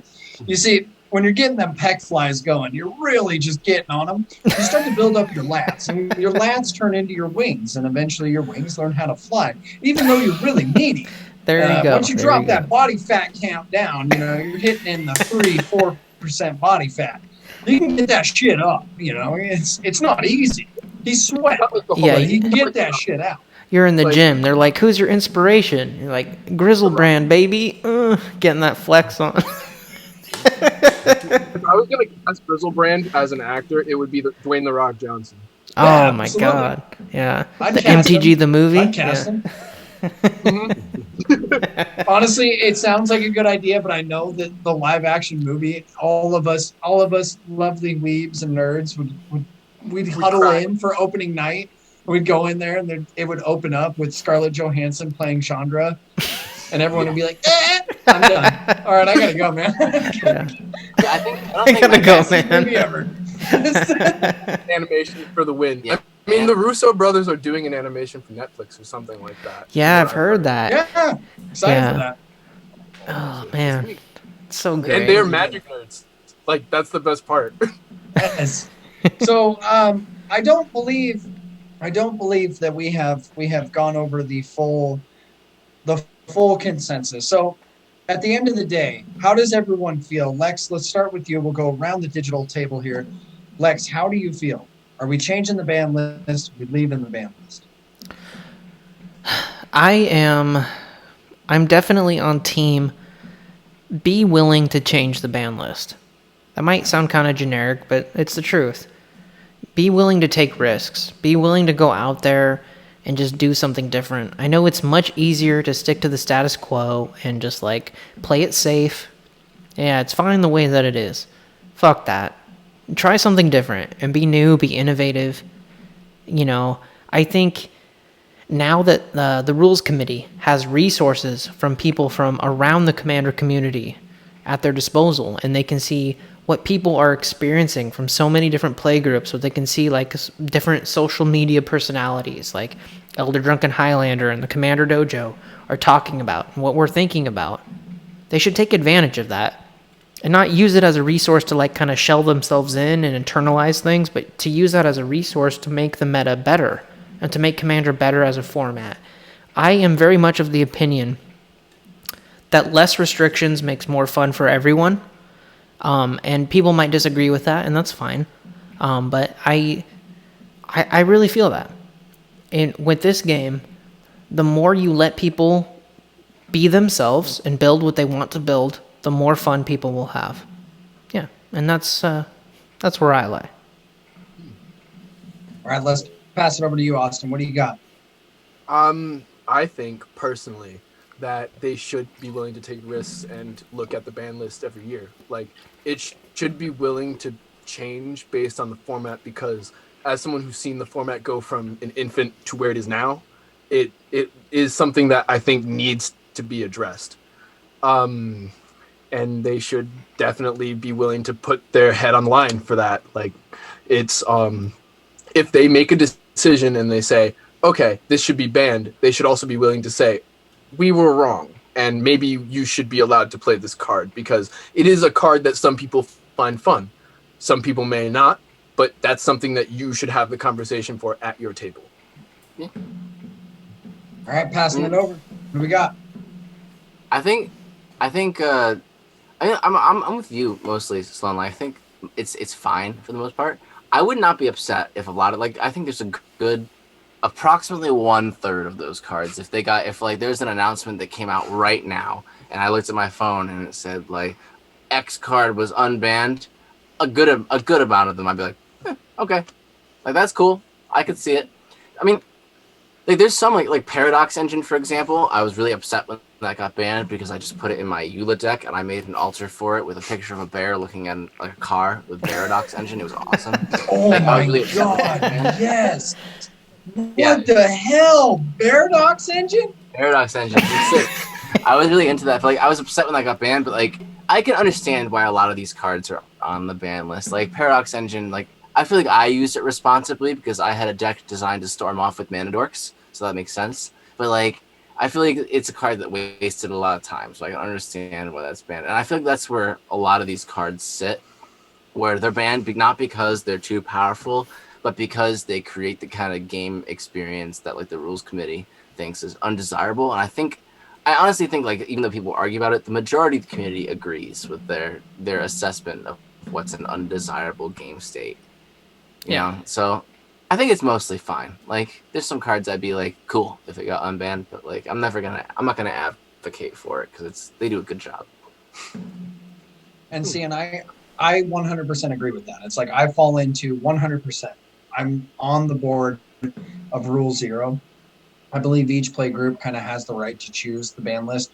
I think the overall ban list is important. I think it helps kind of keep people away from really, really hairy situations, and it keeps tables within a set of parameters. We need a little bit of structure, or else it's just all get out kind of chaos. And I'm not against a little chaos every once in a while. Like we had mentioned before, I like plane chase. I'm into plane chase. I've played plane chase. I love watching shit just go downhill really quick. I love watching misery. I'm also a stacks player, so I just the look of sadness and heartbreak in someone's eyes as they watch you play a winter order. Yeah. I'm into it. So it's like I don't necessarily think that we need to really do anything with it, but I'm kind of on all of your guys' side. If we do a little tinkering, that's fine. If we don't touch a thing, that's fine. Ultimately, I think the format's at a decent, healthy level. I think when big cards like Lex, you mentioned earlier, opposition agent. Let's throw a Hull Breacher into there. Mhm. Let's toss Jeweled Lotus. Those big cards that come out that everyone's like, oh shit, everything's about to burn down. You know, the meta's screwed, game is screwed. Put my tinfoil hat on. Screw this game. I'm playing Yu-Gi-Oh. Once big cards like that come out, and everyone starts to like kind of freak out, we always balance. We always get back to this point where we're like, all right, everything's cool. What's the next set? What's coming out? Like I haven't heard shit about The Walking Dead. I haven't heard anything about Jeweled Lotus. Good. I haven't heard about Opposition Agent. I haven't heard anything about Corvold. These were all cards that were supposed to destroy us. Mhm. But here we are. We're still playing. The format's still cooking, and the ban list is intact. We definitely. Go ahead. Yeah, like we definitely overreact to this stuff as a community. Like Oppo Agent and Jewel Lotus are fun as fuck. Yes. I'm sure people disagree with that statement, but like I think they're both really fun cards. Like I don't know. Like I feel like we definitely like to get up in arms when something gets printed and be like, oh, this is banned. But I think like that's a good point that you make. Like usually like the format will adapt. Like Hull Breacher within like 2 days of Hull Breacher being spoiled, everyone in the CDH community was like, guess I'm on Lightning Bolt now. Like I saw Drannith Magistrate and I put Lightning Bolt and Godo. Yeah, like like it. That's why it's a nice thing to have a living card game. We don't need to do that. We don't need to do as a Brago player with the Drannith Magistrate. We don't need to do that. That's not necessary. Yes, we do. Godo like go fast, and Drannith Magistrate is like a speed bump that's 10 feet high. I need that gone. That's a good ass speed bump. We need to call City Works about this shit. This is about to get bolted.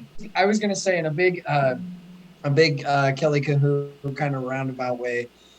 I think this is the most important part of ban list discussion is that we can all come together as a community. We can have, these open formats to talk about it, and we can have these open opportunities just to discuss it because it's something that tends to trigger people. It kind of tends to go a little sideways normally in conversation, or you see the videos where people are getting super pissed off and they're making their WotC's trying to take my money and they're trying to screw me over and they're trying to do that. But I think as long as we have these discussions, as long as we continue to have these open formats and these open places to talk, we can continue the meta no matter what they do. Whether or not they take it away, they add things, doesn't matter. I think as long as we all talk, we're going to continue to just chug along. And we're gonna look towards Strixhaven, see what's going on there. We got some fun shit coming. But yeah, I agree with you 100% because in the end, like rule 0 is the rule. Like you can unban whatever you want in your playgroup if you really feel like it. It's a matter of like you have to agree with the people you're sitting down to play with what you're playing. Yeah. Absolutely. Lex, what do you got? Gentlemen, I want to say thank you tonight for coming out and being a part of this.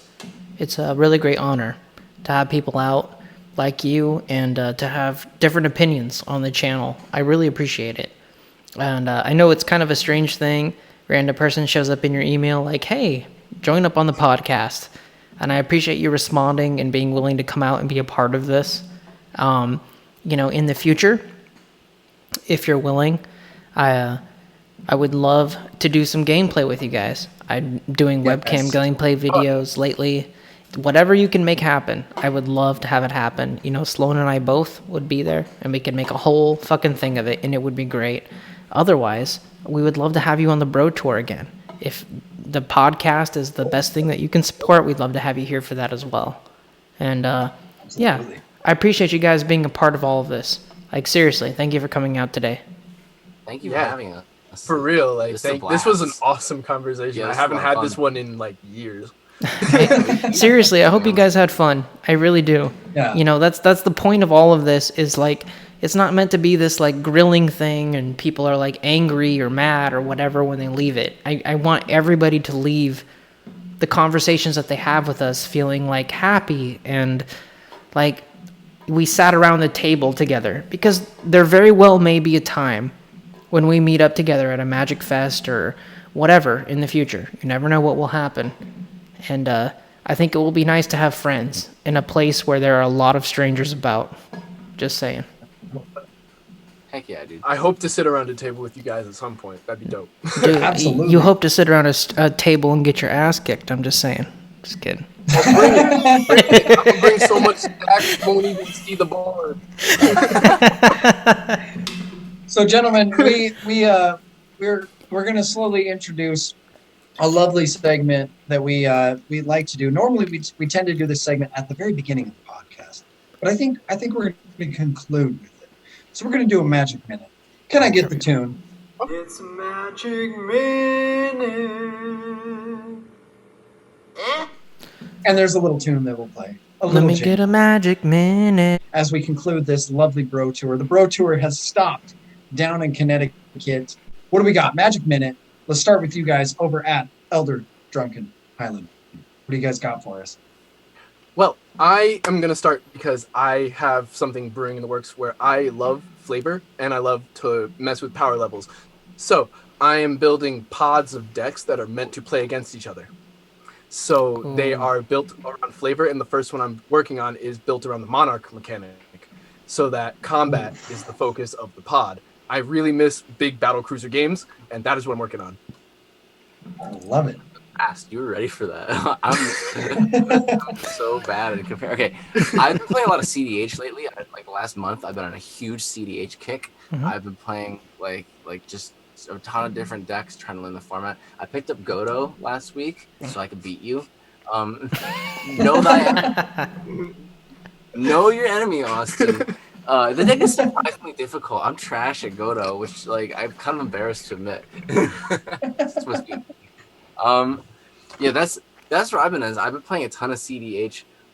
It started because I was trying to research Brawlin and Shabraz so that I could do our like I wanted to do a really, really comprehensive deck tech on them, because I felt like other people have covered Brawlin and Shabraz on YouTube before, but they've talked about certain aspects of the deck, like Play to Win did a really nice deck tech on like the turbo like aspect of the deck and how like turbo went out a win with Brawlin and Shabraz. But there's such versatile commanders, like you can do so much more with them. So I wanted to make a deck that covered like that and like the stacks and like the wheels and all the other parts. So I started researching for that and playing a lot of competitive, and then I kind of got addicted. So that's where I am now. Is like I'm playing like quite a bit. I started recording my games, and I'm at like 130 CDH games out of the 200 games that I played in the last couple months. So holy cow! Yeah, Holy pretty shit. good. Yeah, That's awesome. I've been playing a lot. I've stopped playing video games and doing other things. I've been All hooked. right. So there's my Magic Minute. There you go. No, Lex, what do you got? man. So, I built a Tergrid deck. Nice. I don't like it. I don't like it. I really don't. What? Ooh. I don't. Oh no! Look. My group is a good group of people. My local play group. They remove her when she hits the battlefield. They don't fuck around. You know, they don't let me just do whatever I want to do. And the more I play with the deck, the more I go, I don't really like this. Look, I'm a Grixis mage at heart. Black, red, black. Or excuse me, blue, black, red. That's my fucking heartbeat, dude. I love that. That's me. Kess is my competitive EDH deck. Do with those demonic consultation shitty combos. Like, I get off on it. I love it. So I built a mono blue deck, which is Unesh, the Sphinxes. I built a mono red deck, which is Perforos, which is a lot of fun to play. And then I was like, oh, I'll build a mono black deck. And I built Tergrid. And look, I built it well. It's a good deck. Don't get me wrong. I don't build decks like garbage. It's a good deck. It's not fun to play. And that's just me. I get it's like it's a personal opinion. But you have to like mulligan to have like these perfect hands to like make anything relevant happen. And that's incredibly frustrating to me. I don't want to like play this deck where like I have to have the ultimate hand in order to like do anything relevant. And it's just not for me. And I get that might be for other people. And I have had some good games, don't get me wrong. I got to play against an elf ball deck one time, and I got to steal all of their elves, like in Azuri, and just pump up and like basically take their deck from them and destroy them. It was cool. But that happened one time out of like maybe 20 times of playing the deck. The other times it's just like people are like, oh, you're going to play Tergrid? Cool. Swords to Plowshares. Boop. They don't give a fuck. She's just gone. So, you know, there's a lot of that. And don't get me wrong, you know, I'm playing shit like Imp's Mischief and stuff. Like I want to interact with people on the stack. I'm not just going to let people take advantage of what I'm doing. But it's also incredibly frustrating. So, to people out there in the comment section, let me know. I want to splash black. I love black. Like, I'm a black mage at heart. It makes me really happy. I love cards like Necropotence, man. God, it makes me fucking so hard. It's so good. But What about Toshiro Umizawa? I've played Toshiro Umizawa. Like, Tergrid graduated from Toshiro. I've played those instant speed graveyard effects. But Toshiro, like, it was the same effect, man. People just butchered him. Like, he came out and they just fucking killed him. It was awful. And I would even tell people, like, this is a casual deck because it is. It's a casual deck. And they didn't give a fuck. They would just murder him. Like, it's just like, okay. Oh, I guess I die now.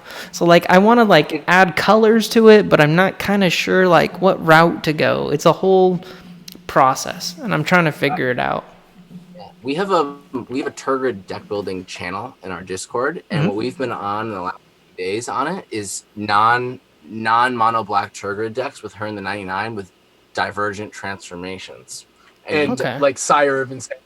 Yeah, you divergent like Tergrid and Sire of Insanity, or Tergrid and a creature that searches up a wheel. And then you like hit Tergrid and your way to your payoff for Tergrid in the battlefield at the exact same time, so you instantly get the payoff and you instantly get to do your Tergrid thing. Okay. And you get more colors and counter spells. So you can say like no. At a minimum, you're playing a Rakdos deck if you're doing divergent transformations. Yeah, it's good in well, we went on split second and Ball from split second played. It was actually really funny that he played this against us because we were probably the worst people to play that deck against because we sussed it out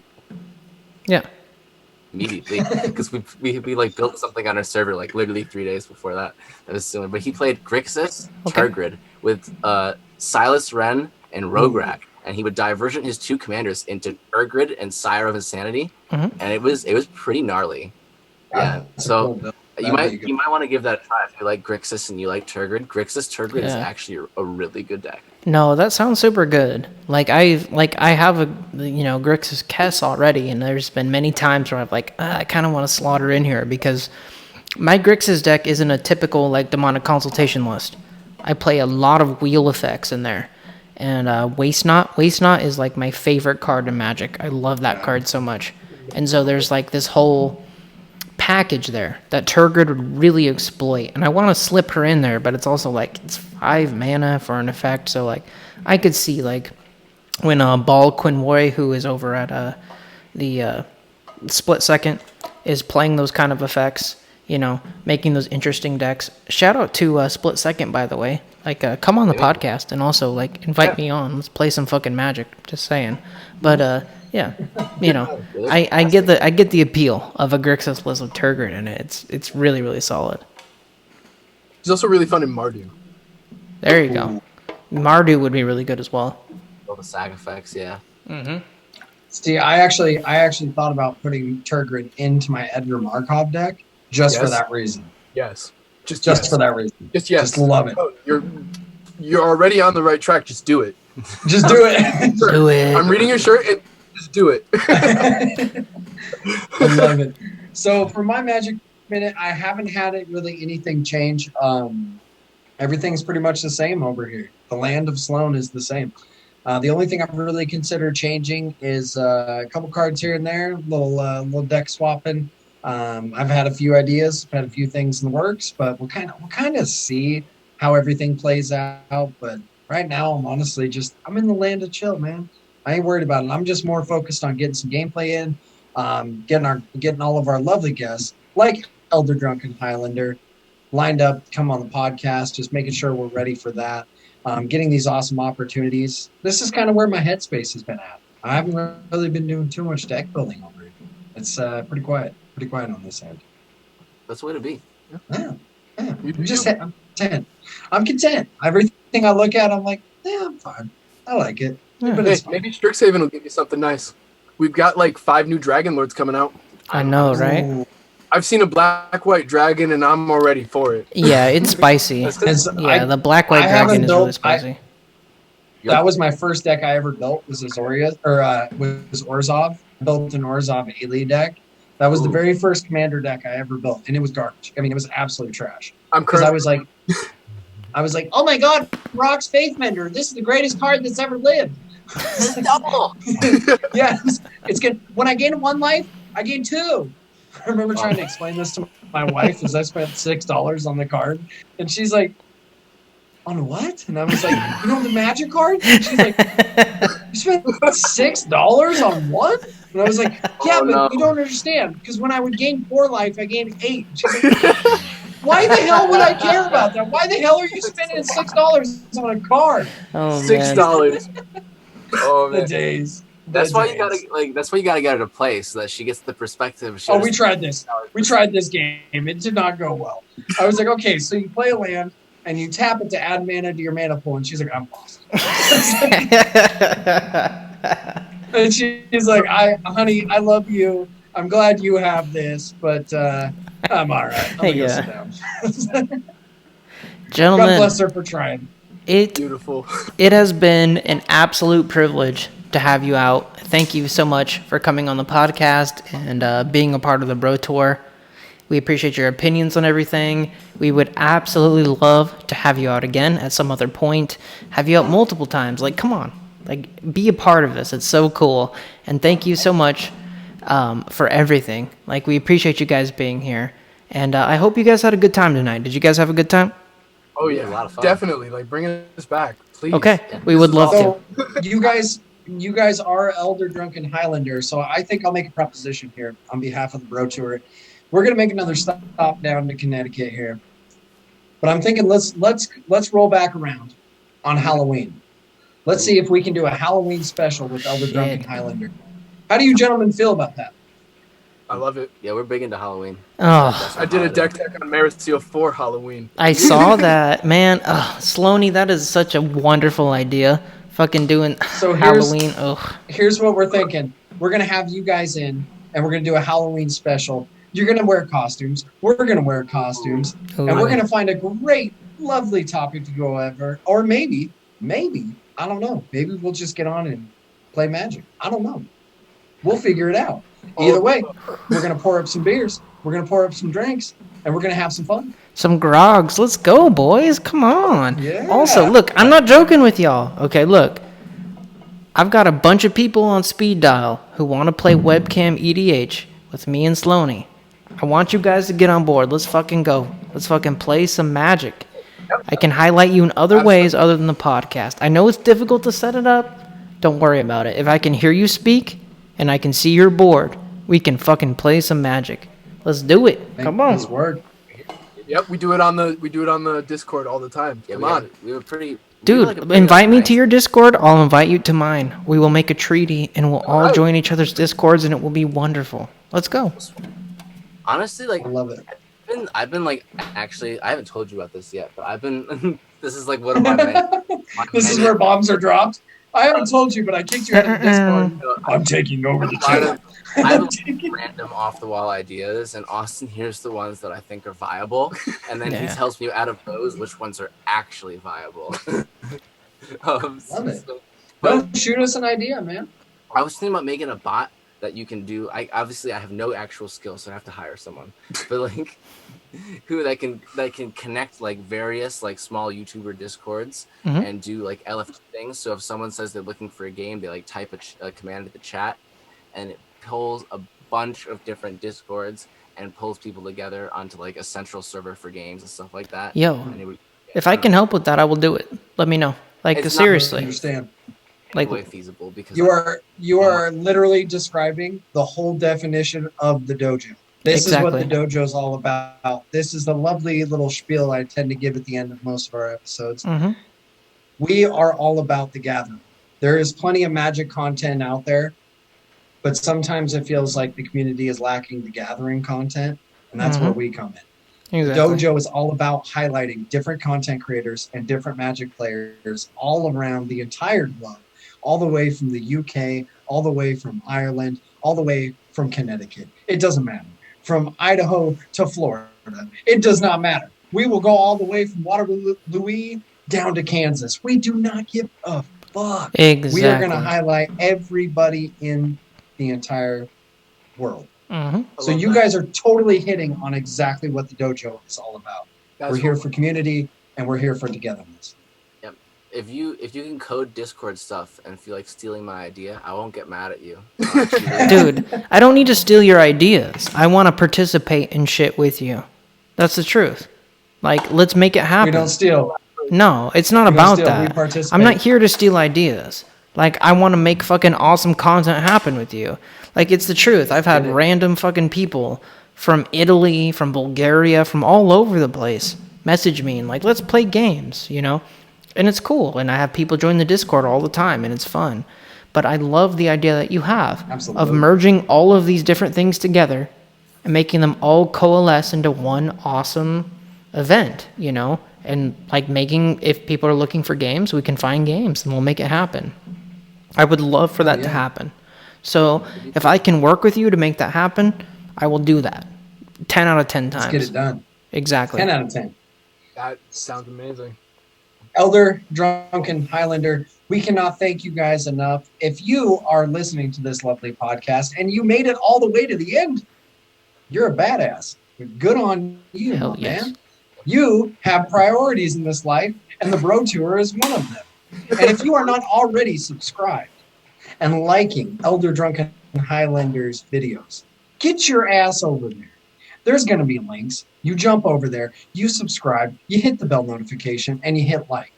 They got some amazing, amazing content, and they're not putting hard work in just for us to sit around and talk about it. They are putting this hard work in for us to be about it, and we expect you to do the same thing. Be about it. Get over there, check their shit out, and let us know what you think, and let them know what you think. Let's go, boys. Let's go. Seriously. Yeah. Elder Drunken Highlander. Subscribe. Like. Help these motherfuckers out. It's unbelievable that they don't have more subscribers than they already do. How many subscribers do you guys have right now? Right now it's 750. 750 bullshit. Let's go. It needs to be more than that. It needs to be 10 times that. It's garbage. They make great content. I want 10 times. Seriously. Y'all think I'm fucking joking. You think I'm playing right now. I'm not playing with you. That's the truth. Get out there and help these motherfuckers grow. That's the truth. Get it. Look. Get it.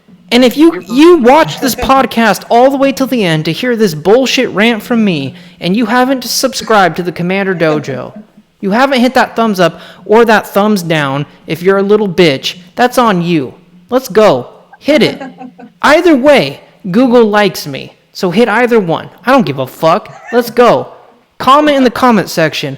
Let me know what cards you think should be banned or unbanned. It's the truth. Let's go.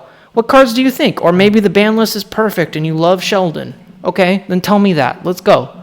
Either way. Look, I'm going to put all the links for you in the description. We're going to make this perfect for you guys because that's what I do as an editor. Oh my god, I make it perfect. Now, Elder Drunken Highlander, thank you guys for coming out tonight. I know we've said this a million times, but it's the absolute truth.